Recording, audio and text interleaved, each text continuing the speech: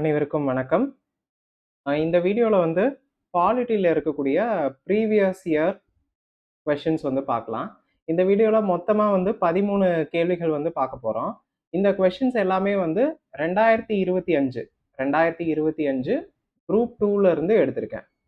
ஆ 2025 group 2ல பார்த்தீங்கன்னா, மொத்தமா 14 கேள்விகள் இருந்தது. அதுல ஒரு கேள்விகள் வந்து பேசேஜ் குடுத்து, அத புரிஞ்சு நம்ம பதில் எழுதுற மாதிரி இருக்கு. ஸோ அது வந்து நமக்கு தேவையில்ல. அதனால 13 கேள்விகள வந்து கொண்டு வந்திருக்கேன். இந்த 13, 14 கேள்விகள் வந்து டிஎன்பிஎஸ்சில கேட்கறாங்கன்னா, ஏதாவது 1 அல்லது 2 கேள்விகள் வந்து கஷ்டமா இருக்கும். அப்படி இருக்கக்கூடியது தான் வந்து இந்த முதல் கேள்வி. நாட்டின் அடிப்படை சட்டத்தின்படியே அன்றி, எந்த ஒரு மனிதனும் கைது செய்யப்படவோ, சிறைப்படுத்தப்படவோ, நாடு கடத்தப்படுவதோ, அவரின் சொத்துக்களை கைப்பற்றவோ, வேறு எந்த வகையிலோ அளிக்கப்பட முடியாது. இந்த புகழ்பெற்ற வாசகம் அமைந்துள்ள ஆவணம் எது? அப்படின்னு சொல்லிட்டு கேட்டிருக்காங்க. இந்த மாதிரியான வாசகம் அல்லது சொற்றொடர் எல்லாமே பார்த்தீங்கன்னா, சட்டத்துல வந்து குடுக்கவே மாட்டாங்க. ஸோ உரிமைகள் சட்டத்தையும் நம்ம ரிமூவ் பண்ணிடலாம். அதே மாதிரி மனித உரிமைகள் பாதுகாப்பு சட்டம் இந்த சட்டத்தையும் ரிமூவ் பண்ணிடலாம். இதுக்கான சரியான ஆன்சர் வந்து பி அல்லது சியா இருக்கும். இந்த மகாசாசனம் அப்படிங்கிற வார்த்தையை வந்து நம்ம பாலிட்டில நிறைய இடத்துல பார்த்திருப்போம். அதனால இந்த ஆப்ஷன் சியை வந்து சூஸ் பண்ணணும். என்னைக்கும் நமக்கு தெரிஞ்ச வார்த்தைகள் வந்து கொடுத்துருக்காங்க அப்படின்னா அதுதான் மோஸ்ட்லி ஆன்சரா இருக்கும். ஸோ ஆப்ஷன் சியை வந்து நான் சூஸ் பண்றேன். இது வந்து எலிமினேஷன் மெத்தட் மூலமா தான் நம்ம சரியான விடையை வந்து தேர்ந்தெடுக்கிறோம். இந்த வாசகம் வந்து நம்ம புத்தகத்துல, பள்ளி புத்தகத்துல வந்து குடுத்திருந்தாங்கன்னா, நீங்க வந்து எனக்கு கமெண்ட்ல வந்து சொல்லுங்க. அடுத்த கேள்விக்கு போலாம். 2வது கேள்வி. 2வது கேள்வி வந்து எது தொடர்புடையது அப்படின்னு பார்த்தீங்கன்னா, கேஸஸ் வழக்குகள்.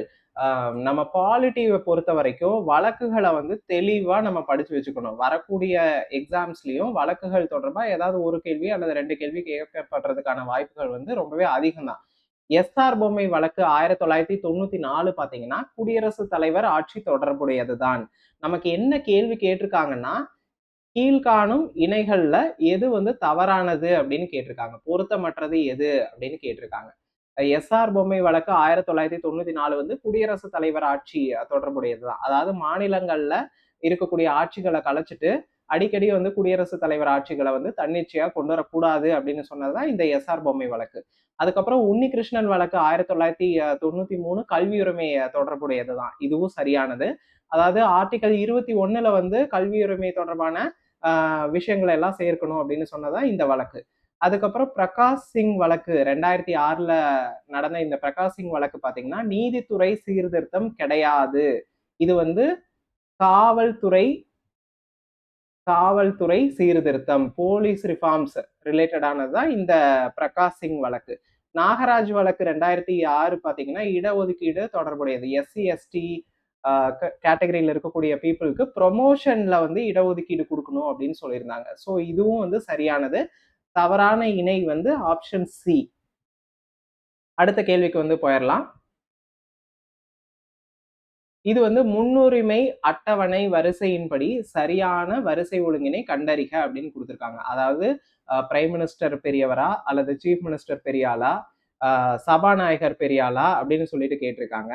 இதுக்கான விடை பார்த்தீங்கன்னா நம்ம ஹோம் அஃபேர்ஸ் மினிஸ்ட்ரியில பார்த்தீங்கன்னா ஒரு பிடிஎஃப் வந்து அப்லோட் பண்ணியிருக்காங்க. இதுல வந்து என்னன்னா பிரசிடென்ட் தான் வந்து முதல் முன்னுரிமைக்கு தகுதியான நபர் அப்படின்னு கொடுத்துருக்காங்க. அடுத்தது 2வது பாத்தீங்கன்னா வைஸ் பிரசிடென்ட், 3வது பிரைம் மினிஸ்டர், 4வது கவர்னர். கவர்னர் வந்து அந்த மாநிலத்துக்குள்ள மட்டும். 5வது ஃபார்மர் பிரசிடென்ட்ஸ், அதாவது முன்னாள் குடியரசு தலைவர்கள். 5A பாத்தீங்கன்னா துணை பிரதம மந்திரி.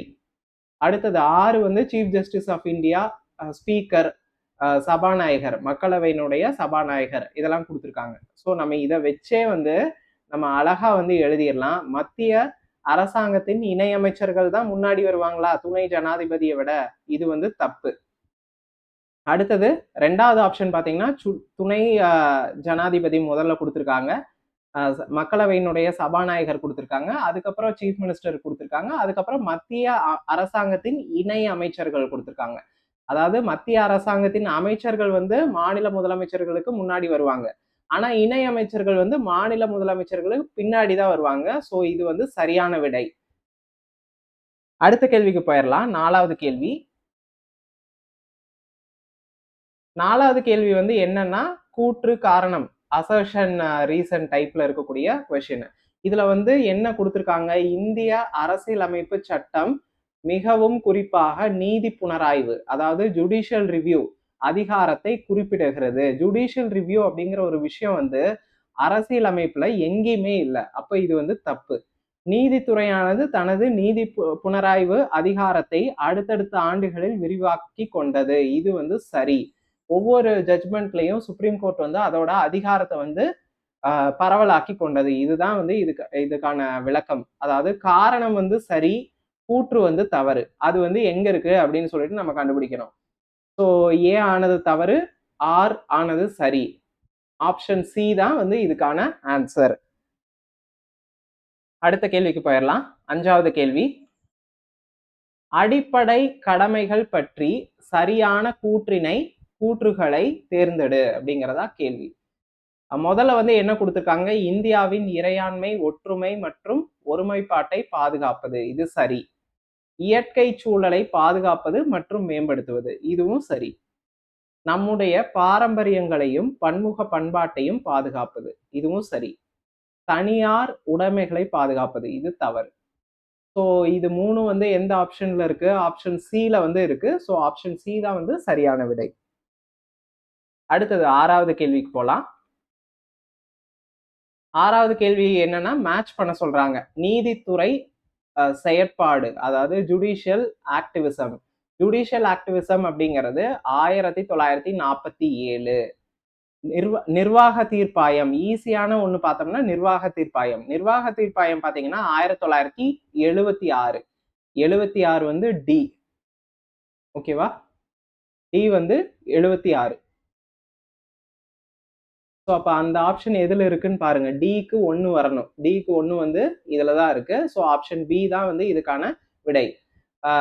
சார்க்ல வந்து ஆளுமையில் அறநெறி அது வந்து 2007. அதுக்கு அடுத்தது நீதித்துறை செயற்பாடு 1947. நீதித்துறை வாழ்வின் மாண்புகளின் மறு அறிக்கை, அதாவது ரீஸ்டேட்மெண்ட் அப்படின்னு சொல்லக்கூடியது 1997. உங்களுக்கு ஏதாவது ஒரு விஷயம் தெரிஞ்சதுன்னா போதும், நிர்வாக தீர்ப்பாயத்துக்கு உங்களுக்கு பதில் தெரிஞ்சாவே இந்த கேள்வியை வந்து நீங்க சரியா வந்து ஆன்சர் பண்ண முடியும். அடுத்த கேள்விக்கு போலாம். இது வந்து கரண்ட் அஃபேர்ஸ் ரிலேட்டடானது. ஆனாலும் இது வந்து இந்தியன் பாலிட்டிக்கு கீழ தான் வரும். அரசியலமைப்புக்கு கீழ தான் வரும். செப்டம்பர் 20, 2026ல மக்களவையில நிறைவேற்றப்பட்ட மகளிர் இடஒதுக்கீடு மசோதாவின் முக்கிய அம்சங்கள் எவை அப்படின்னு கேட்டிருக்காங்க. செப்டம்பர் 20, 2023 அப்படிங்கிறதே வந்து ரொம்ப முக்கியமானது. இதுல வந்து 33% இடஒதுக்கீடை வந்து பெண்களுக்கு வந்து ஒதுக்குகிறது. இது வந்து சரி. அடுத்தது வந்து பாத்தீங்கன்னா, லோக்சபா மற்றும் மாநில சட்டமன்றங்களில் ஒதுக்கீட்டு இடங்களில் இது பொருந்தாது அப்படிங்கிறது தப்பு. 25 ஆண்டுகளுக்கு இடஒதுக்கீடு வழங்கப்படும். இதுவும் வந்து தவறு. தொகுதி மறுவரை பயிற்சிக்கு பிறகு நடைமுறைக்கு வரும் அப்படின்னு சொல்லியிருக்காங்க. ஸோ இது வந்து சரி. அதாவது டீலிமிட்டேஷன் பண்ணதுக்கு அப்புறமா தான் வந்து இந்த மகளிர் இடஒதுக்கீடு சட்டம் வந்து நடைமுறைக்கு வரும் அப்படிங்கிறது சரியான ஒரு விஷயம். ஸோ ஆப்ஷன் 1, 4 இது ரெண்டும் எங்க இருக்குன்னு பார்க்கணும். 1, 4 ஆப்ஷன் பி தான் வந்து சரியான விடை. அடுத்த கேள்விக்கு போகலாம். 8வது கேள்வி பாத்தீங்கன்னா, தமிழ்நாடு நுகர்வோர் பாதுகாப்பு சட்டம். என்னடா இது நுகர்வோர் பாதுகாப்பு சட்டம் பத்தி எல்லாம் இல்ல அப்படின்னு நினைக்க கூடாது. நம்மளோட சிலபஸ்ல வந்து கொடுத்திருக்காங்க. கன்சியூமர் ப்ரொடெக்ஷன் அப்படின்னு கொடுத்திருக்காங்க. இது வந்து 11th 12th காமர்ஸ்லயும் எக்கனாமிக்ஸ்லயும் இருக்கு. நம்ம ஸ்கூல் புக்ல இருக்கக்கூடிய கேள்விதான் இது. தமிழ்நாடு நுகர்வோர் பாதுகாப்பு சட்டம் வந்து 1986. ஸோ ஆப்ஷன் ஏக்கு வந்து 3 வரணும். அடுத்தது பாத்தீங்கன்னா, நுகர்வோர் இயக்கம், தமிழ்நாடு நுகர்வோர் பாதுகாப்பு விதிகள். ஒண்ணு வந்து பாத்துக்கோங்க, சட்டம் வந்து இயற்றுனாங்கன்னா அதுக்கு அப்புறம் தான் விதிகளை வந்து இயற்ற முடியும். சட்டமே வந்து 1986ங்கும் போது விதிகள் வந்து அதுக்கு அடுத்ததுதான் இருக்கும். அடுத்தது என்ன? அடுத்தது வந்து பாத்தீங்கன்னா 88 தான் இருக்கு. ஸோ இது வந்து சிக்கு வந்து 2 வரணும். சிக்கு 2 வரணும். ஏக்கு வந்து 3 வரணும். அப்ப பாத்தீங்கன்னா இது வந்து கரெக்டா இருக்கு. ஏகபோக மற்றும் கட்டுப்பாட்டு வர்த்தக நடைமுறை சட்டம் இது வந்து 1969. 1969 டில வந்து 1 இருக்கணும். அப்ப ஆப்ஷன் ஏ தான். 8க்கு வந்து ஆப்ஷன் ஏ தான் வந்து சரியான விடை. அடுத்த கேள்வி போலாம். இது வந்து ஆர்டிகல்ஸ் வந்து குடுத்திருக்காங்க. இந்தியன் பாலிட்டில எப்பவுமே ஒவ்வொரு எக்ஸாம்லயும் ஏதாவது ஒரு ஆர்டிக்கல பத்தி கண்டிப்பா கேட்டுருவாங்க. ஸோ ஆர்டிகல்ஸ நம்ம தரவா வந்து மனப்பாடம் பண்ணிக்கணும். இந்த ஆர்டிக்கல் 279 ஏ அப்படிங்கிறது எக்கனாமிக்ஸ் புக்லயே இருக்கு. 11வது எக்கனாமிக்ஸ் புக்ல அழகா வந்து குடுத்திருக்காங்க. 279 ஏ அப்படின்னா என்னன்னா, பொருட்கள் மற்றும் சேவை வரி. அதாவது ஜிஎஸ்டி கவுன்சில் பத்தினது. GST council. ஜிஎஸ்டி கவுன்சில் பத்தினது தான் ஆர்டிக்கல் 279 ஏ. ஸோ ஆப்ஷன் டிக்கு, அதாவது டிக்கு வந்து எது 3 வந்து சரி. இந்த ஒண்ணே ஒண்ணு மட்டும் தெரிஞ்சிருந்ததுனாவே போதும். நீங்க இந்த கொஸ்டின்கான ஆன்சரை வந்து எழுதிடலாம். சட்டப்பிரிவு, அதாவது சரத்து 280 வந்து பாத்தீங்கன்னா நிதிக்குழு. 263 வந்து பாத்தீங்கன்னா மாநிலங்களுக்கு இடையேயான குழு. 262 வந்து மாநிலங்களுக்கு இடையேயான நதிநீர் தகராறு தொடர்பான தீர்ப்பாயம் வந்து 262. அதாவது வாட்டர் டிஸ்பியூட்ஸ் எல்லாம் பார்க்கக்கூடிய குழு தான் வந்து 262. அடுத்த கேள்விக்கு போயிடலாம். 10வது கேள்வி. கீழ்கண்ட தமிழ்நாடு பஞ்சாயத்து சட்டம் 1994 தொடர்பானவற்றுள் சரியானது எவை அப்படின்னு சொல்லி கேட்கிறாங்க. இச்சட்டத்தின் 2வது அத்தியாயம், அதாவது சாப்டர் 2. சாப்டர் 2 வந்து கிராம சபா பத்தினது. அது சரி. சாப்டர் 1 வந்து பாத்தீங்கன்னா டெஃபனிஷன்ஸ் அப்படின்னு கொடுத்திருப்பாங்க. சாப்டர் 2 வந்து கிராம சபா பத்தினது. அதுக்கப்புறம் 7ஆம் அத்தியாயம் வந்து வரி விதிப்பு மற்றும் நிதி அப்படின்னு சொல்றாங்க. அது தப்பு. 7ஆம் அத்தியாயம் வந்து எஸ்டாப்ளிஷ்மெண்ட் பத்தினது. வரி விதிப்பு மற்றும் நிதி, அதாவது டாக்ஸ் அண்ட் ஃபினான்ஸ் பாத்தீங்கன்னா சாப்டர் 9ல வந்து வரும். ஸோ இது வந்து தவறு. இதன் 12வது அத்தியாயம் அபராதங்கள் தொடர்பானவை. இது வந்து சரி. ஸோ 1, 3 எதுல இருக்குன்னு பாருங்க. ஆப்ஷன் பி தான் வந்து இதுக்கான ஆன்சர்.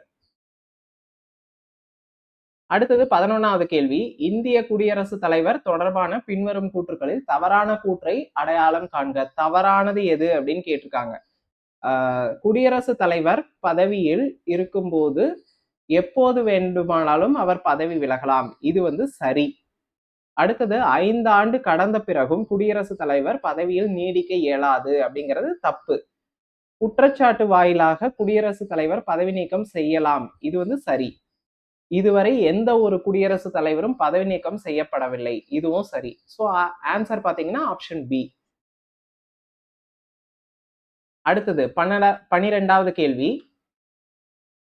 இதுல என்ன கேட்டிருக்காங்க? தவறான இணையை கண்டுபிடி அப்படின்னு கேட்டிருக்காங்க. தேசிய மனித உரிமைகள் ஆணையம் 1993, இது சரி. மத்திய தகவல் ஆணையம் 2005, இதுவும் வந்து சரி. அக்டோபர் 12, 2005. மத்திய கண்காணிப்பு ஆணையம், அதாவது சிவிசி. சிவிசி பாத்தீங்கன்னா கொண்டு வரப்பட்ட ஆண்டு 1964. ஸோ இது வந்து தவறு. அடுத்தது மத்திய புலனாய்வு அமைப்பு சிபிஐ. இது வந்து பாத்தீங்கன்னா 1963. இது கொண்டு வந்ததா 1963. ஸோ இது ரெண்டும் தப்பு. ஆன்சர் என்ன? 3 மற்றும் 4. ஸோ ஆப்ஷன் சி தான் வந்து சரியான விடை. அடுத்தது பாத்தீங்கன்னா 13வது கொஸ்டின், கடைசி கொஸ்டின். இந்த சட்ட திருத்தத்தின் மூலம் அடிப்படை கடமைகளானது இந்திய அரசியலமைப்பில் சேர்க்கப்பட்டது.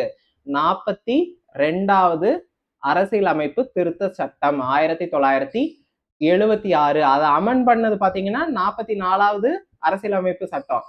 கொண்டு வந்தது பாத்தீங்கன்னா 42வது அரசியலமைப்பு சட்டம் 51A part 4A. Part 4A 51A வந்து சரத்து. ஆர்டிகல் வந்து 51A. ஸோ இதோட இந்த 13 கேள்விகளை வந்து நம்ம பார்த்திருப்போம். இதை வந்து எப்படி படிக்கணும் அப்படின்னா, ப்ரீவியஸ் இயர் கொஸ்டின்ஸை பொறுத்த வரைக்கும் ஒவ்வொரு வார்த்தைகளும் முக்கியம். ஒவ்வொரு ஆப்ஷன்ல கொடுத்திருக்கக்கூடிய ஒவ்வொன்றும் முக்கியம். 42வது சட்ட திருத்தம் என்ன, 43வது என்ன, 44வது என்ன, 45வது என்னன்னு ஒவ்வொன்றையும் நம்ம தெளிவா வந்து பார்க்கணும், படிக்கணும் அடுத்து வரக்கூடிய எக்ஸாமினேஷன்ஸ்க்கு. ஏதாவது சந்தேகங்கள் இருந்ததுன்னா கமெண்ட் பாக்ஸ்ல வந்து கேளுங்க. நன்றி.